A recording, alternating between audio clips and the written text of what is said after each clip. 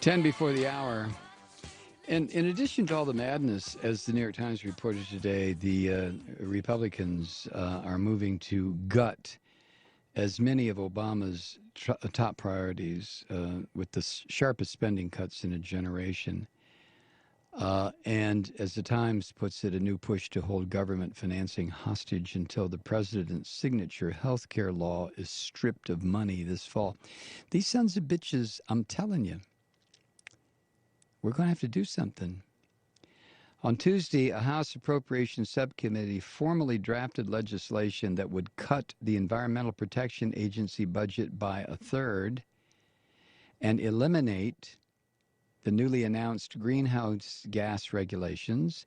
The bill cuts financing for the national endowments for the arts and the humanities in half. It cuts the Fish and Wildlife Service by 27%. These are Republicans. For the fiscal year that begins October 1st, Obama requested nearly $3 billion for renewable energy and energy efficiency programs. Instead of $3 billion, the House cut it by 75%. Senate Democrats want to give $380 million to ARPA-E, an advanced research program for energy. The House cut that by 80%. A House bill to finance labor and health programs, expected to have been unveiled today, makes good on Republican threats to eliminate the Corporation for Public Broadcasting. The labor and health measures, for years the most contentious spending bill, will protect some of the White House priorities like Head Start or special education, National Institutes of Health.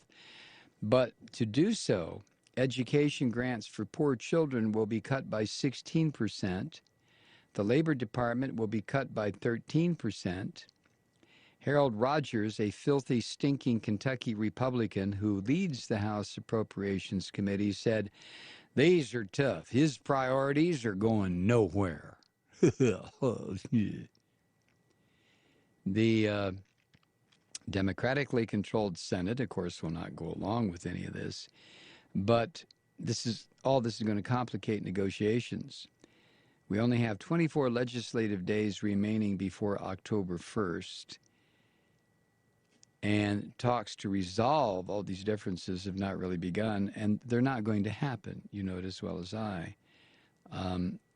This September 30th, when the fiscal year ends, hold on to your ass and other body parts, because it's going to be a bloodbath. Representative Steny Hoyer of Maryland, the number 2 House Democrat, 3 decades in Congress, said, quote, "This is as serious a challenge on fiscal matters as I've ever seen," end quote.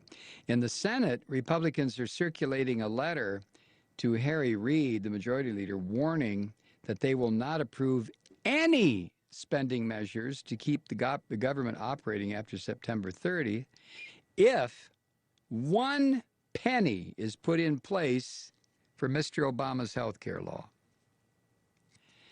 And signers of this piece of blackmail so far include the number 2 and number 3 Republican senators, John Cornyn of Texas and John Thune of South Dakota, as well as the Republican Party's Jesus figure, Marco Rubio, affectionately known as Marco Polo of Florida. And the letter, drafted by Senators Mike Lee of Utah, Ted Cruz of Texas, and Rand Paul of Kentucky, the 3 tenors, states, quote, "If Democrats will not agree with Republicans that Obamacare must be repealed,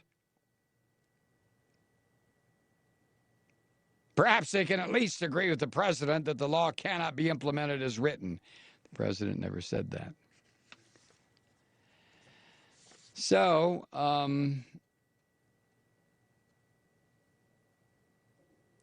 if you have any, you can get this at the New York Times. House GOP sets new offensive on Obama's goals. I think it's in today's paper.